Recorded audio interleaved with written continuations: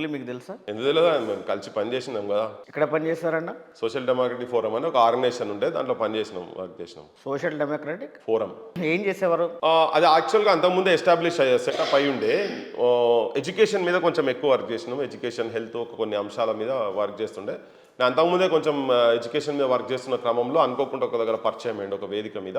దాని తర్వాత కలిసి పని చేస్తాం. అదే నేను ఎప్పటి నుంచో వర్క్ చేస్తున్నా, పని చేద్దామంటే నేను కూడా వాళ్ళతో కలిసి పని చేసిన. సోషల్ డెమోక్రటిక్ ఫోరం ద్వారానే నాకు తెలుసు, అట్లనే వర్క్ చేసినాం. ఎందుకని ఈ మధ్యకాలంలో మిమ్మల్ని విమర్శిస్తూ, మిమ్మల్ని సంబోధిస్తూ అనేక ఆరోపణలు చేస్తున్నారు?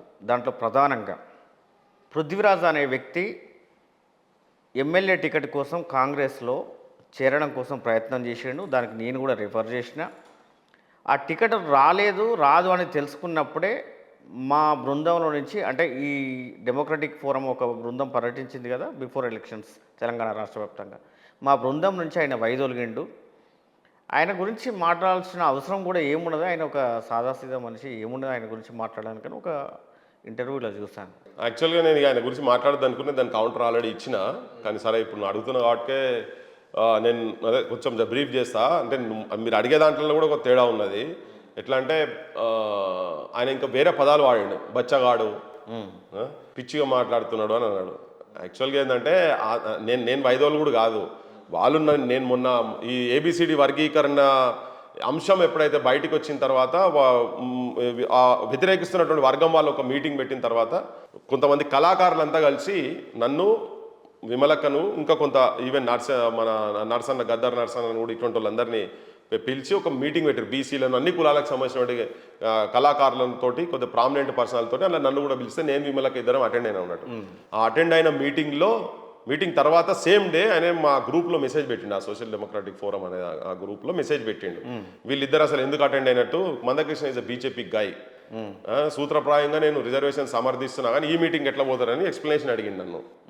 సో అంతకు ముందే కొద్దిగా ఒక చర్చ ఏం జరిగిందంటే, ఇట్లా ఇంటర్నల్ మీటింగ్లో మందకృష్ణను పట్టుకొని వాడు అనే పదం వాడింది. అది ఇంతకుముందు కూడా చెప్పిన ఇంటర్నల్గా. నేను దాని విషయంలో నేను ఒక ఉద్యమకారిని, మీరు ఇష్టపడకపోతే తర్వాత సంగతి, కానీ మీరంతా చదువుకున్నటువంటి వాళ్ళు, మీరు అట్లా ఈ పదజాలం వాడొద్దు కదా. అట్లా ఏదో మనం రోడ్ సైడ్ రోమియో లెక్క, పాండాబల కాడ గుట్కాలు తిని ఉంచడం లెక్క మాట్లాడద్దు.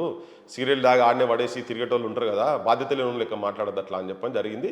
దాని మీద కొద్దిగా ఫ్రిక్షన్ జరుగుతుండే అంత ముందు నుంచే. సో అదే కొద్దిగా ఫ్రిక్షన్ ఎక్కువైనప్పుడు నేను ఒక ఫిజికల్ మీటింగ్ పెడతామని చెప్పి వాళ్ళే అన్నారు. మేమంతా ఫిజికల్ ఫోన్లలో కాదు, మాకు జూమ్ మీటింగ్స్ అవుతుంటాయి. ఫిజికల్ మీటింగ్స్ అన్నారా, ఫిజికల్ మీటింగ్ పెట్టలేదు. సడన్గా ఈ చర్చనే కొద్దిగా ముందుకు పోయిన తర్వాత నన్నే డిలీట్ చేసారు వాళ్ళు. నేను ఆ మీటింగ్ అటెండ్ అయినందుకు ఇక దాని అంతా చాలా పెద్ద ఉన్నాయి చాటపార్థం. వర్గీకరణకు అనుకూలంగా మీరు మాట్లాడినందుకు, ఆ సమావేశంలో పాల్గొన్నందుకే ఆగ్నూరి మురళి గారు మిమ్మల్ని గ్రూప్లో నుంచి తీసేయడం, మీ పైన విమర్శలు చేయడం జరుగుతుందా? 100% దాందే, 100% అదే. అది ఇప్పుడు మళ్ళీ తర్వాత వచ్చి దాన్ని ఇంకేదో ఎటో తిప్పుతున్నాడు ఆయన. అనుకూలమని చెప్తున్నాడు కదా వర్గీకరణకు వాళ్ళు ముంగట. అందుకే నేను ఆ రోజు కూడా చెప్పిన, హాతీకే దిగానేకే దాంతరైతే చబానేకే కానీ ఏనుకు చూపించేటి ఒకటి ఉంటాయి పనులు, దంతాలు బయట కనబడతాయి కదా, అసలు ఈ లోపల ఉంటాయని. ఇప్పుడు ఈయన కూడా అంతే, ఫేస్ ఒక తీరుగు ఉంటుంది. You cannot read a person just by seeing his face.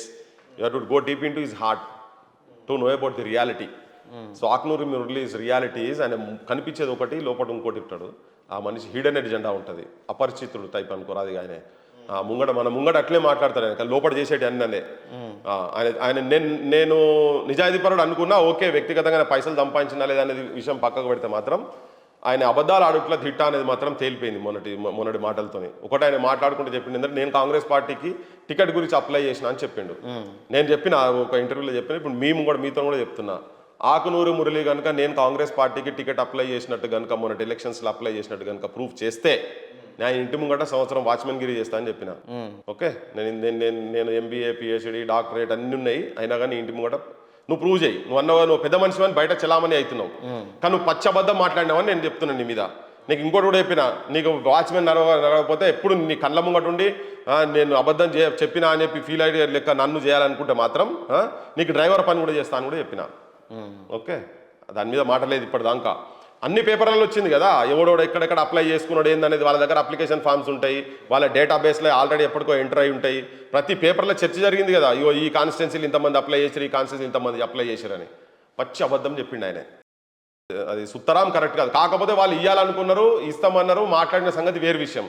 కానీ అప్లై చేసినా కాంగ్రెస్ పార్టీకి టికెట్కి అప్లై చేసినా అనేది మాత్రం పచ్చి అబద్ధం అది. ఓకే, అట్లా ఏంటంటే ఉట్టిగా బట్టగాల్చి మీదేసే ప్రయత్నం చేస్తున్నారు. మొన్న మేము మీటింగ్ పెట్టినప్పుడు మేము రిజర్వేషన్కి సపోర్ట్ చేసుకుంటూ మాట్లాడినాం, వర్గీకరణకు సపోర్ట్ చేసుకుంటూ మాట్లాడిన క్రమంలో అందులో ఈవెన్ బీసీలలో ఉన్నటువంటి పేద ఇప్పుడు మాంగళలు కావచ్చు, సాకలు కావచ్చు, చిన్న చిన్న కులాలు ఉన్నాయి కదా, ఒడ్ల కమరోళ్ళు కావచ్చు, ఇటువంటి వాళ్ళకి కూడా వాళ్ళకి సంబంధించినటువంటి వాటా వాళ్ళకి రావాలి, వాళ్ళకి అన్యాయం జరుగుతుంది అన్నప్పుడు వాళ్ళ మధ్యలో కూడా బీసీల మధ్యలో కూడా కొన్ని 4-5 కులాలే రిజర్వేషన్ ఫలాలు అనుభవిస్తున్నాయి అన్నప్పుడు అందరు కలిసి పంచుకోవాలనే దాని విషయంలో మేము మాట్లాడే క్రమంలో ఏ రిజర్వేషన్ అయినా వ్యతిరేకించేటువంటి వాళ్ళు సామాజిక స్మగ్లర్లు, మాఫియా అని చెప్పి నేను కాదు అన్నది విఠల్ అన్నాడు. యాక్చువల్గా ఇక్కడ కులం ప్రస్తావన కూడా కాలే, కానీ వాళ్ళు ఏం చేశారంటే కావాలని నా బొమ్మ విఠల్ బొమ్మ పెట్టి మాలలను సామాజిక స్మగ్లర్లు అన్నాడు పృథ్వీ అండ్ మాఫియాలు అన్నాడు పృథ్వీ విఠల్ అని చెప్పి పెట్టి స్టార్ట్ చేశారు వాళ్ళు ఒక దుష్ప్రచారం మా మీద. అది నేను చాలా మంది అడుగుతాడు చెప్పిన, అరే మేము అసలు మాట్లాడని దాన్ని మీరు తీసి మీద ఎట్లా ఇస్తారని చెప్పని చాలా మంది ట్రోల్ చేస్తున్నట్టుంది. చాలా మంది ట్రోల్ చేస్తున్నారు, మామూలు కాదు, ఇంకా వాళ్ళు ఆర్గనైజ్డ్గా ట్రోల్స్ చేస్తూ ఉన్నారు దాన్ని. So all of a sudden మా కమిటీలో డిస్కషన్ లేదు, మన్ను లేదు, ఏం లేదు, కొన్ని మెసేజ్లు పెట్టి అవి చాలా పెద్దగా ఉన్నాయి, చాతాడు పొడుగున్నాయి, ఆయన తీస్తే మొత్తం బట్టలిప్పి బయట బదాట్లో నిలబడి పెట్టొచ్చు ఆ పెద్ద మనిషిని, కానీ ఇక ఆయన అదంతా చేయదలుచుకోలే, నేను మళ్ళీ మాట్లాడితే మాత్రం చేస్తా. సో టక్మని రిమూవ్ చేసి పడేసి జనరల్ బాడీలోకి వెళ్ళి కూడా రిమూవ్ చేశారు. కొంతమంది జనరల్ బాడీలు కూడా అడుగుతున్నట్టు అసలు ఎందుకు పృథ్వీని ఎందుకు తీసేసారు అని చెప్పాను. నా స్టోరీ వేరు, నాకు అదేంటి సోషల్ డెమోక్రటిక్ ఫోరం అని చెప్పేసి చర్చ జరగకుండా అన్డెమోక్రటిక్గా రిమూవ్ చేయడం ఏంటి? అదే అంటే ఆయన కనుసంధానమే నడుస్తుంది, అది ఆయన చెప్పుకుంటుంది బయట వీళ్ళున్నారు వాళ్ళున్నారు అంటారు, కానీ అయితే ఆయన ఇంకో మాట కూడా అన్నాడు, మరి అట్లా ఉంటే ఒకటే సామాజిక వర్గమో ఎక్కువ ఉన్నారని చెప్పని ఉన్నది దాంట్లో అంటే ఉన్నారు, వాస్తవం కూడా మెజారిటీ వాళ్ళే ఉన్నారు, తనకు సామాజిక వర్గం వాళ్ళే ఉన్నారు, కానీ వాళ్ళకి ఇండివిజువల్గా వాళ్ళు ఒక్కొక్కరు ఒక్కొక్క దాంట్లో మంచిగా వర్క్ చేసిన వాళ్ళు ఉన్నారు, నేను వాళ్ళ మీద వ్యక్తిగతంగా మాట్లాడతలేను, కాకపోతే వేరే వర్గాలలో కూడా ఉంటారు కదా, కానీ వాళ్ళు మాత్రం అందులో డామినెంట్గా వాళ్ళే ఉన్నారు. సో అది ఎంత ఉన్నా ఏం చేసినా అది ఆయన చేతుల్లోనే నడుస్తుంటుంది. ఇప్పుడు ఆయన కమిషన్ మెంబర్, కమిషన్ అనేది అసలు దాంట్లో ఉండొద్దు, గవర్నమెంట్కి సంబంధించినటువంటి వాటిలో ఉండదు, ఓన్లీ యూనివర్సిటీ ప్రొఫెసర్స్ అటువంటి వాళ్ళంటే ఉండాలి, కానీ ఇంకా స్టిల్ అయినా కంటిన్యూ అయితేనే ఉంటాడు అలా. ఓకే, సో అది వాళ్ళ జెబ్ సంస్థ అనుకోరా. ఒక బీసీ నేతగా మీరు చెప్పండి, బీసీ సామాజిక వర్గం నుంచి వచ్చిన వ్యక్తిగా మీరు చెప్పండి, వర్గీకరణ సమర్థించడంలో అసలు ఆంతర్యం ఏంటి? అసలు వర్గీకరణ మీరు ఎందుకు సమర్థిస్తున్నారు? అదొక న్యాయమైన డిమాండ్ కదా, ఓ 30 సంవత్సరాల నుంచి సుదీర్ఘంగా ఒక కులం ఏదైతే అంబేద్కర్ చెప్పిండో ఈ దేశ సంపదను అందరూ సమానంగా పంచుకోవాలనే దాంతోనే కదా ఇప్పుడు అగ్రకులాలు ఎక్కువ స్థానం తీసుకోపోతున్నాయనే ఉద్దేశంతోనే కదా ఇలా బీసీ రిజర్వేషన్లు కానీ, ఎస్సీ రిజర్వేషన్ కానీ, ఎస్టీ రిజర్వేషన్లు వచ్చినాయి. ఎందుకంటే ఆ స్థాయి దాకా మనం ఎదగాలంటే వీళ్ళకు చేయూత ఇవ్వాలి ప్రభుత్వాలు అని చెప్పనే కదా రిజర్వేషన్ ఇచ్చింది. దాంట్లో కూడా ఆ సంబంధించినటువంటి వర్గాలలో కూడా మాకు దీంట్లో కూడా అన్యాయం జరుగుతున్నదని అనేటువంటి వాళ్ళు, దీంట్లో కూడా కొంతమందికే, కొంత చదువుకున్నటువంటి వాళ్ళకే వస్తున్నాయి, మిగతా వాళ్ళకి వస్తలేవు అనే కాడ మళ్ళీ పంచాయతీ స్టార్ట్ అయింది. ఈవెన్ బీసీలలో అట్లనే ఉన్నది, బీసీలో ఒక 4-5 కులాలకే పోతున్నాయి, గొల్లోళ్ళకు, గౌన్లకు, మున్నూరు కాపులకు, పద్మశాలిస్కి ఇటువంటి వాళ్ళకే పోతున్నాయి, మా వేరే వాళ్ళకు కూడా అన్యాయం జరుగుతున్నది ఇక్కడ ఉంది. ఓకే, అట్లనే కదా ముస్లిమ్స్కి ఇచ్చింది కూడా, సేమ్ అట్లే ఎస్సీలలో కూడా మా 59 కులాలు ఉంటే 58 కులాలు మాకు అన్యాయం జరుగుతున్నాయి, మాకు వర్గీకరణ కావాలని చెప్పి కమిషన్ ముంగడ పోయి చిట్టి రాసి పెట్టి ఇచ్చారు కదా, అందరు తీసుకుపోయి ఇచ్చారు కదా. దానికి లీడ్ చేసుకుంటూ మాదిగ సెక్షన్ నుంచి ఎంఆర్పిఎస్గా ఒక ఉద్యమం 30 ఏళ్ళ కింద మందకృష్ణ రూపంలో మూవ్మెంట్ బయటకు వచ్చింది. సో అది ఒక న్యాయమైన డిమాండ్ అని డిఫరెంట్ కమిషన్స్ చెప్పినాయి కదా, లోతూర్ కమిషన్ కాడికి వెళ్ళి మొదలు పెడితే ఉషా మెహ్రా కమిషన్ కాడి కావచ్చు, లాస్ట్కు మొన్న సుప్రీంకోర్టు జడ్జిమెంట్ కూడా రాష్ట్రాలకు అధికారం ఉన్నది, దీంట్లో వాస్తవంగా కూడా వీళ్ళకి అన్యాయం జరుగుతున్నాయనే ఆలోచన చెప్పుకుంటూ రాష్ట్రాలకు అధికారం ఇచ్చుకుంటూ సుప్రీంకోర్టు జడ్జిమెంట్ ఇచ్చింది. ఈ అన్ని రాజకీయ పార్టీలు కూడా ప్రతి ఒక్కరు మేనిఫెస్టోలో పెట్టిండ్రు మేము వర్గీకరణకు అనుకూలమని. ఇప్పుడు ప్రభుత్వంలో ఉన్న కాంగ్రెస్ పార్టీ కూడా దళిత్ డిక్లరేషన్లో నెంబర్ 1 పాయింట్ ఏబిసిడి వర్గీకరణ మేము ప్రభుత్వం రాగానే చేస్తామని ఉన్నది. జడ్జిమెంట్ వచ్చిన తర్వాత ముఖ్యమంత్రి అసెంబ్లీల సాక్షిగా కూర్చొని అనే మేము ఇమ్మీడియట్గా చేస్తాము, ఇప్పుడు రిక్రూట్మెంట్ జరుగుతున్న దాంట్లో కూడా మేము పెట్టిస్తామని, దాంతో దాదాపు 1200 మందికి ఉద్యోగాలు రావాల్సినే రాలే, అది జడ్జిమెంట్ వచ్చిన తర్వాత కూడా. మరి అది అమలు జరుగుతలేదు కదా, జరగనప్పుడు ఎస్ సమాజం కూడా అందరు వీళ్ళు ఒక్కరే కాదు, న్యాయం ఎక్కడున్నా న్యాయం అని మాట్లాడాలని మా బోటల దగ్గరకు వచ్చినప్పుడు మేము ఎస్ పోయినాం, మేము నిలబడ్డాం. బీసీ అయినా ఓసీ అయినా ఎవరైనా కానీ నిజం వాస్తవం, ధర్మం అధర్మం, మోసం జరుగుతున్నప్పుడు మోసం జరుగుతున్నది, దగా జరుగుతున్నప్పుడు దగా జరుగుతున్నది, సామాజిక బాధ్యత ఉండాల్సిందే. మనిషిగా పుట్టినప్పుడు కనీసం ఆ ఇంగితం ఉండాలి మనకు. అందుకే ఇవాళ అందరూ బయటకు వచ్చి మాట్లాడుతున్నారు. కానీ ఇట్లా మాట్లాడిన వాళ్ళ మీద అడ్డగోలుగా ట్రోల్ చేసుడు, దుర్మార్గమైన మాటలు. ఏం చెప్పాలి కానీ పెద్ద పెద్ద మేధావులు అందరు వచ్చి మేము అక్కడ కూర్చుంటే సరే, మొట్టమొదటిసారి అట్లా ఏబిసిడి వర్గీకరణకు ఒక 30 ఏళ్ళల్లో మొట్టమొదటిసారి ఒక ఇంటెలెక్చువల్స్ అంతా కలిసి ఒక వేదిక మీద మీటింగ్ పెట్టినాం. దానికి నేనే అధ్యక్షత వహించి అందరినీ మోటివేట్ చేసి తీసుకొచ్చి ఆ వేదిక మీద పెడితే అంతకుముందు ఇండివిజువల్గా మాట్లాడుతున్నాయి కావచ్చు. అది మందకృష్ణ కూడా ఆ మీటింగ్లో ఎండార్ చేసిండు. ఫస్ట్ టైం 30 ఏళ్ళల్లో ఇంత మేధావులు వచ్చి కూర్చొని ఇట్లా మాట్లాడారని చెప్పారు. వాళ్ళ మీద అడ్డగోలుగా ఇదే ఈయన మనుషులు అడ్డగోలుగా ఇదే ఎస్డిఎఫ్లో ఉన్నటువంటి వాళ్ళు, ఈయన అందులో మెంబరే, ఆక్నూరు ముళ్ళు మొన్నటిదాకా కన్వీనర్ ఉండే, వాళ్ళ గ్యాంగే కలిసి ఇదన్నీ మాటలు అడ్డగోలుగా ఆల్రెడీ అన్నది జనంకు కూడా పోయింది.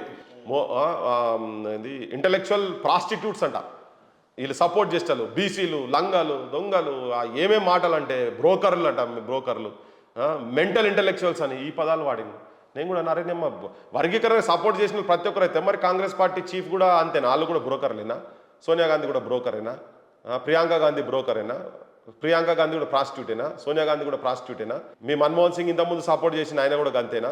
అందరూ అంతేనా? ఇక మీరు సపోర్ట్ ఎవరు చేస్తే వాళ్ళని ఇదే మాట మాట్లాడితే, ఓ జడ్జిలు, రిటైర్డ్ జడ్జు, నిజాయితీ పరులు అందరూ వచ్చి కూడా మాట్లాడితే, ఇటువంటి మాటలు మాట్లాడుతుంటే సమాజం మొత్తం ఒక దగ్గరకు వచ్చి ఎస్ ఇది న్యాయమైన డిమాండు, ఇది జరగాల్సిందే, వర్గీకరణ అనేది జరగాల్సిందే. అందుకే ఏంటంటే ఇవాళ ఒక తారా స్థాయికి పోయి కోర్టులు జడ్జిమెంట్ ఇచ్చిన తర్వాత కూడా దాన్ని ఆపే ప్రయత్నం జరుగుతున్న క్రమంలో సమాజంలో మా మీద కూడా సామాజిక బాధ్యత ఉన్నది. ఇది వాస్తవం, ఇది జరగాల్సిందే, అమలు జరగాల్సిందే, ప్రభుత్వం దిగిరావాల్సిందే. దీనికని ఒత్తిడిలో మా బలం సరిపోతలేదన్నప్పుడు సమాజం మొత్తం న్యాయానికి, ధర్మానికి నిలబడాల్సిన అవసరం ఉంది. కాబట్టి అన్ని కులాలు, అన్ని మతాలకు అతీతంగా వచ్చి కూర్చొని మేము వచ్చి దానికి సపోర్ట్ చేయడం జరుగుతున్నది. అందులో నా పాత్ర నేను పోషిస్తున్నాను.